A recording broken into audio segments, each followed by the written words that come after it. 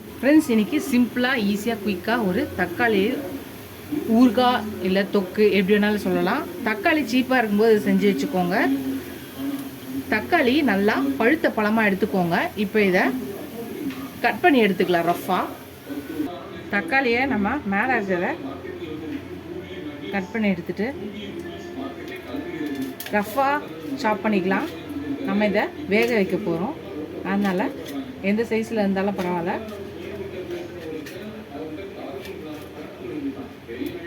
So இந்த மாதிரி எல்லாத்தையும் கட் பண்ணி எடுத்துக்கலாம். நம்ம எல்லாத்தையும் அரிஞ்சாச்சு. இது ஒரு பக்கம் இருக்கட்டும். ஒரு பேன் வச்சுக்கலாம். இப்போ இதில் 1 ஸ்பூன் கடுகு, 1/2 ஸ்பூன் வெந்தயம் இதை நல்லா வறுத்து எடுத்துக்கலாம். ரொம்ப தீஞ்சிடக்கூடாது, பொரிஞ்சால் மட்டும் போதும். வறுத்தாச்சு. இதை நம்ம இதை எடுத்து மிக்ஸி ஜாரில் போட்டு பொடி பண்ணிக்கலாம். இதை பொடி பண்ணி எடுத்து வச்சுக்கலாம். இப்போ அதே பேன்லேயே நான் 1 கிலோ தக்காளி அரிஞ்சு வச்சுருக்கேன். இதை போட்டுக்கலாம்.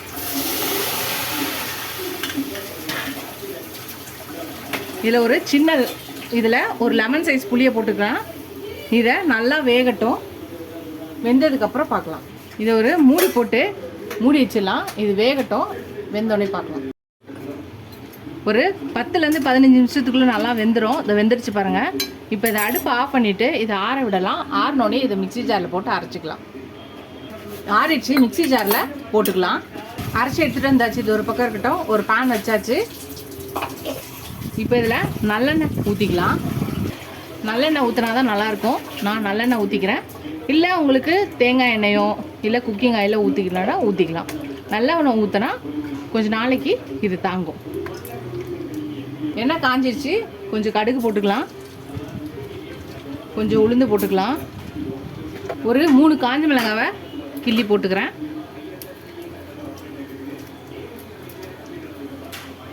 இப்போ பூண்டை நான் உரிச்சு வச்சுருக்கேன். ஒரு கை பூண்டை நான் உரிச்சு வச்சுருக்கேன். இதில் பாதி தட்டிக்கலாம். இப்போ தட்டின பூண்டு ஒரு கை போட்டுக்கிறேன். இப்போ முழு பூண்டு இருக்குது, அதையும் போட்டுக்கிறேன்.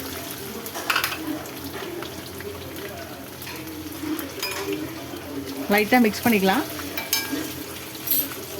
கொஞ்சம் கருவேப்பிலை போட்டுக்கலாம்.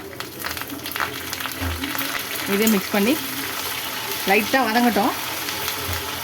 பூண்டு நல்லா எண்ணெயில் பொரிஞ்சு அது வேகட்டும். பூண்டு நல்லா இதாகிடுச்சு. இப்போ நம்ம ரெட் சில்லி பவுடரும் நார்மல் சில்லி பவுடரும் ரெண்டும் 1 ஸ்பூன் போட்டிருக்கேன். இதை போட்டுக்கலாம். 1 டேபிள் ஸ்பூன் போட்டிருக்கேன். இப்போ இதையும் சேர்த்து நல்லா மிக்ஸ் பண்ணிக்கலாம்.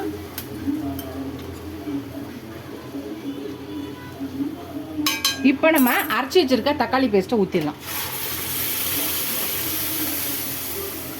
அவ்வளோதான். மிக்ஸி ஜாரை தண்ணி ஊற்றி கழுவிலாம் ஊற்றக்கூடாது, அப்புறம் கெட்டு போயிடும்.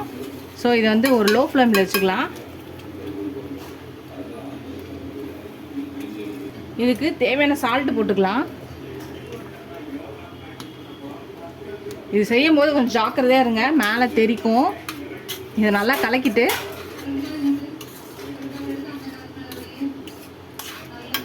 மூடி போட்டு மூடி வச்சுருங்க. இது நல்லா கொதிக்கட்டும். நல்லா கொதிச்சிச்சு பாருங்கள். இப்போ நம்ம பொடி பண்ணி வச்சுருக்க கடுகு வெந்தய பொடியை போட்டுடலாம்.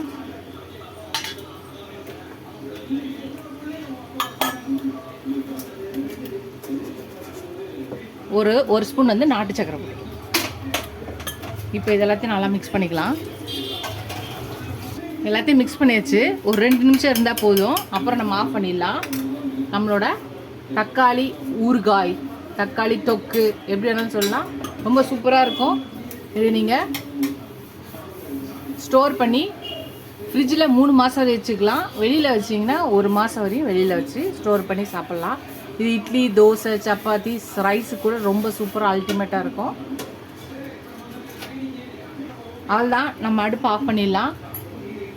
ரெடி ஆயிடுச்சு ஃப்ரெண்ட்ஸ். நம்மளோட தக்காளி ஊறுகாய், தக்காளி தொக்கு ரெடி ஆயிடுச்சு. அதுக்கு அடுத்து எடுத்த வீடியோ மிஸ் ஆகிடுச்சு. ஒன்றும் இல்லை, அதை எடுத்து வச்சுட்டு கடாயில் பரட்டி சாப்பிட்லாம். அதை தொட்டுட்டு இட்லி, தோசை, சப்பாத்தி எல்லாத்தையுமே தொட்டுட்டு சாப்பிட்லாம். ரொம்ப சூப்பராக இருக்கும். இது மாதிரி நீங்கள் லஞ்ச் பாக்ஸ் ரெசிபிக்கு கூட இது ஈஸியாக இதை செஞ்சு வச்சிட்டிங்கன்னா ஃப்ரிட்ஜில் 3 மாதம் வரை வச்சுக்கலாம், வெளியில் வச்சிங்கன்னா 1 மாதம் வரை வச்சுக்கலாம். நிறைய இது பண்ணிங்கன்னா நீங்கள் அதிகமாக கூட 1 இயர் கூட நம்ம ஸ்டோர் பண்ணி வச்சுக்கலாம். இதை நீங்கள் எந்த கெமிக்கலும் சேர்க்கல, இயற்கையாக நம்ம செய்கிறத செஞ்சுருக்கோம். ட்ரை பண்ணி பார்த்து எப்படி சொல்லுங்கள். நீங்களே இந்த சிம்பிளான குயிக்கான செய்யக்கூடிய இந்த ஸ்டோர் பண்ணி வச்சுக்கூடிய தக்காளி தொக்கு ஊறுகாயை ரெடி பண்ணி பார்த்து எப்படி சொல்லுங்கள். ஃபஸ்ட் டைம் சேனலுக்கும் சப்ஸ்கிரைப் பண்ணிட்டு பாருங்கள். இது ஒரு சப்ஸ்கிரைப் பண்ணலாம் ஃப்ரெண்ட்ஸ். தேங்க்ஸ். இது அடுத்த பார்க்கலாம். எனக்கு சேனலுக்கு சப்போர்ட் பண்ணுங்கள். Bye friends.